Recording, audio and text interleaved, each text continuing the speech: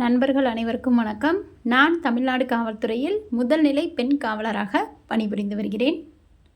Friends, நான் first of all உங்கள் எல்லார்கிட்டையும் ரொம்ப சாரி கேட்டுக்கிறேன். நேற்று நான் கொடுத்துருந்த பிடிஎஃப் ஓப்பன் ஆகலை அப்படின்னு சொல்லியிருந்தீங்க.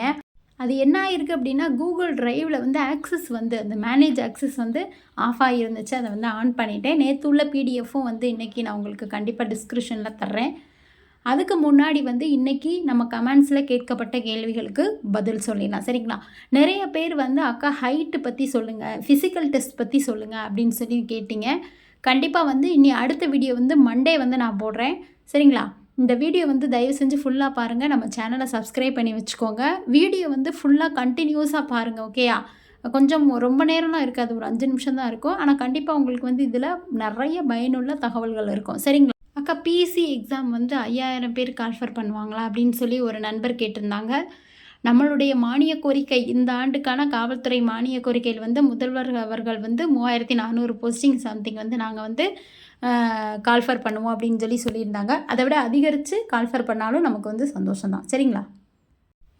ஒரு பெரிய விஷயம், போலீஸ் ஆக போகிற உங்களுக்கெல்லாம் ஒரு மகிழ்ச்சி தரக்கூடிய விஷயம் எனக்கும் சேர்த்து தான்.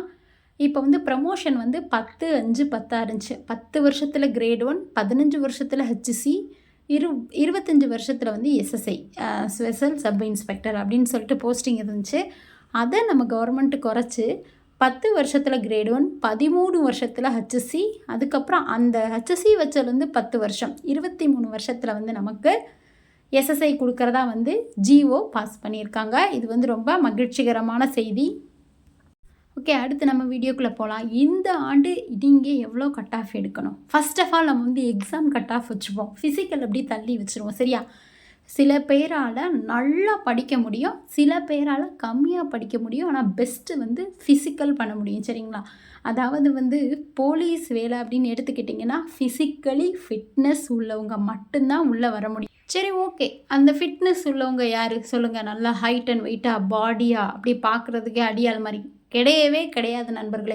நம்மளால் ஒரு பெண்ணால் 1500 மீட்டர் ரன்னிங் ஓட முடியுது. ஒரு உமனால் ஒரு 400 மீட்டர் ரன்னிங் ஆகி எலிஜிபிள் ஆகி ஃபஸ்ட்டு உள்ளே வர முடியுது. ஹைட்டெல்லாம் கரெக்டாக இருக்குது.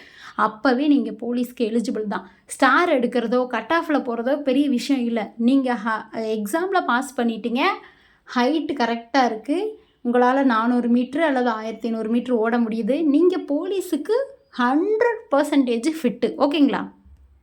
அதில் ரொம்ப நல்லா படித்து எவனோ ஒரு 0.5 கட் ஆஃப் எடுத்து வேலைக்கு போயிட்டதுனால அவங்க தான் போலீஸ்க்கு ஃபிட்டு, அங்கேருந்து கட் ஆஃபில் வெளியே வந்த நம்ம போலீஸ்க்கு அன்ஃபிட்டெல்லாம் கிடையவே கிடையாது, சரிங்களா?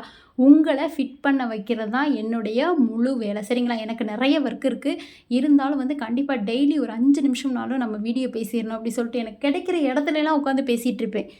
என்னோட ஒரே குறிக்கோள், என்னால் முடிஞ்ச வரை உங்களை கண்டிப்பாக இந்த வருஷம் போலீஸ் ஆக்கி காட்டணும். நீங்கள் நினைக்கலாம், அந்த அக்கா என்ன போலீஸ் ஆக்குறேன் அப்படின்னு. நான் பார்க்குற வேலையை தானேப்பா நான் சொல்ல முடியும், சரிங்களா? எனக்கு மற்ற வேலையெல்லாம் அனுபவம் இல்லை, எனக்கு அது தெரியவும் தெரியாது.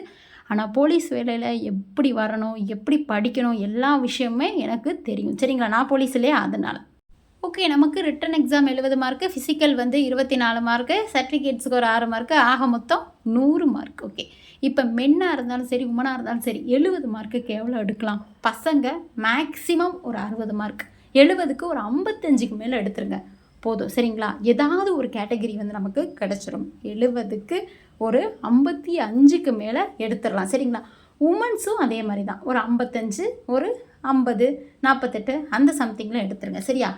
அடுத்து ஃபிசிக்கலில் மென்னு லாங் ஜம்பில் அசால்ட்டாக 2 ஸ்டார் அடிச்சிடலாம். அக்கா என்னால் ரோப்பே ஏற முடியாது, சிங்கிள் ஸ்டார் அடிச்சிருங்க. அக்கா ரன்னிங் அந்தளவுக்கு ஓட முடியாது, ஓகே சிங்கிள் ஸ்டார் அடிச்சிருங்க.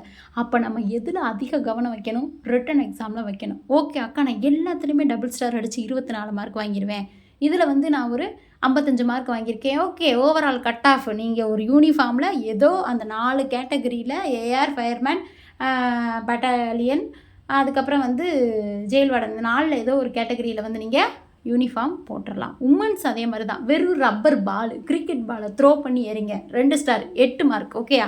ஒரே ஒரு லாங் ஜம்ப்பு தாண்டுங்க.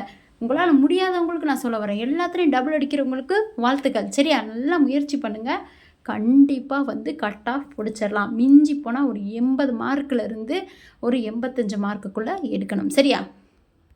அக்கா அப்போ நான் என்ன படிக்கணும்?